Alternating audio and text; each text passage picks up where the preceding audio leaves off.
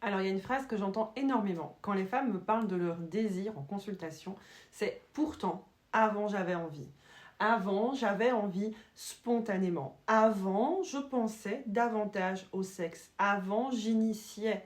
Avant, j'étais beaucoup plus libre, beaucoup plus joyeuse, beaucoup plus sensuelle. Et très souvent, quand il y a cet avant, il y a derrière en fait une comparaison. La femme que je suis aujourd'hui se compare à celle que j'étais à 20 ans, à 25 ans, avant les débuts, avant les enfants, avant le début du couple, dans une autre relation, dans une autre période de ma vie. Et puisque mon désir n'est plus le même, j'en conclus parfois que j'ai quelque chose, que quelque chose s'est cassé, qu'il y a quelque chose qui ne va pas chez moi. Peut-être que je suis devenue moins sensuelle ou moins sexuelle ou moins femme parfois même, mais j'aimerais vraiment en fait qu'on regarde ça parce que pour moi c'est important. Pourquoi est-ce que notre désir de femme devrait être exactement le même aujourd'hui qu'il y a 10, 15 ou 20 ans? Ton désir, en fait, il ne vit pas dans une petite boîte hermétique séparée du reste de ton existence. Ton désir, il vit dans un corps. Et ce corps-là, en fait, il traverse une vie. Il traverse de la fatigue, il traverse du stress, il traverse des relations. Il va traverser peut-être des séparations aussi parfois, des grossesses, des accouchements, du postpartum, de l'allaitement, des changements hormonaux, parfois une périménopause, une ménopause, des traitements, des maladies, des douleurs, des changements d'image corporelle et puis des périodes où tu vas te sentir extrêmement vivante et d'autres où ton organisme en fait il essaye simplement de tenir debout jusqu'au soir. Alors évidemment que tout ça, ça peut influencer ton désir, mais ce n'est même pas tout parce qu'il y a aussi quelque chose que selon moi on oublie souvent, c'est que toi tu as changé. En fait, tes goûts, ils ont changé, tes limites ont changé, tes besoins ont changé également.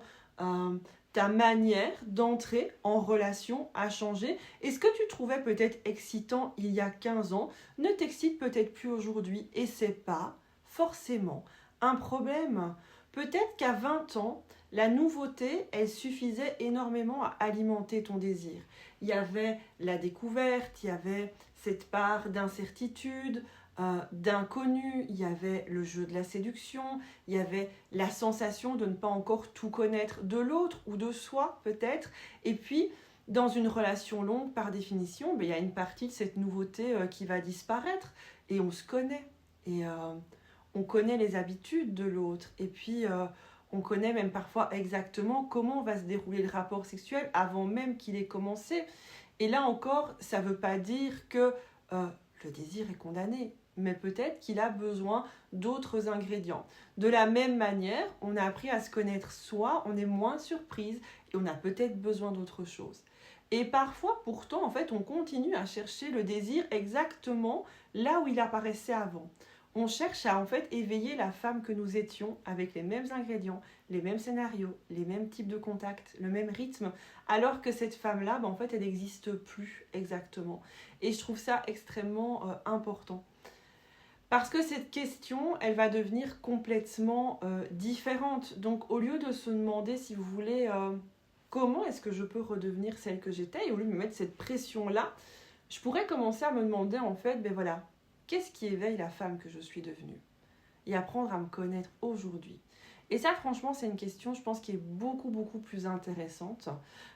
Et peut-être qu'aujourd'hui, ton désir, il a besoin de plus de temps. Peut-être qu'il a besoin de beaucoup moins de pression. Peut-être qu'il a besoin d'avoir une vraie rupture avec le quotidien. Peut-être, je ne sais pas, qu'il a besoin de nouveautés. Peut-être qu'il a besoin de lenteur. Peut-être qu'il a besoin d'une sensation de sécurité. Peut-être qu'il a besoin que tu te sentes libre en fait de dire non, tout simplement. Peut-être qu'il a besoin que le plaisir, il recommence à exister dans ta vie avant même qu'on parle de sexualité.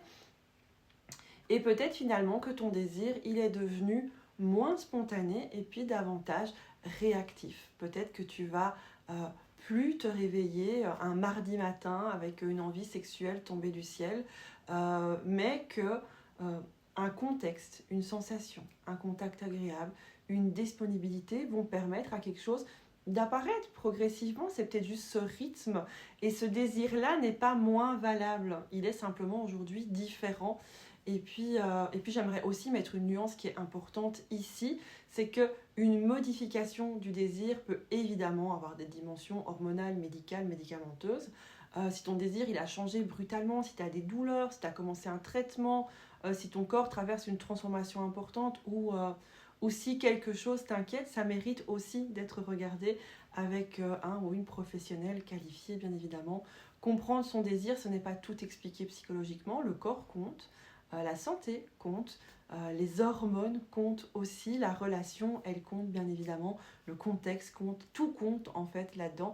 Et c'est justement pour ça que je trouve cette idée en fait de libido parfois extrêmement réductrice. C'est comme si on avait une petite jauge à l'intérieur de nous, pleine, tout va bien, vide, problème. Alors qu'en fait le désir c'est quelque chose d'extrêmement vivant, c'est quelque chose qui bouge, qui répond, qui évolue aussi au fil de la vie. Et j'aimerais vraiment que tu repartes de cette capsule-ci avec cette idée. Peut-être que ton travail, c'est pas de retrouver exactement ton désir d'avant. Peut-être que le chemin, en fait, il consiste à rencontrer ton désir d'aujourd'hui et cette femme que tu es aujourd'hui. Le désir de ton corps actuel, de ta vie actuelle, de cette femme absolument incroyable que tu es devenue. Et peut-être que tu n'as pas perdu ton désir. En fait, peut-être tout simplement qu'il a changé de langage et que pour le moment, on apprend à parler ce langage-là. Alors, je vais te laisser ici avec une seule question et tu n'as pas besoin d'y répondre tout de suite. Juste la laisser vivre un petit peu en toi. Si j'arrêtais d'essayer de redevenir la femme que j'étais, qu'est-ce qui pourrait en fait éveiller la femme que je suis aujourd'hui ?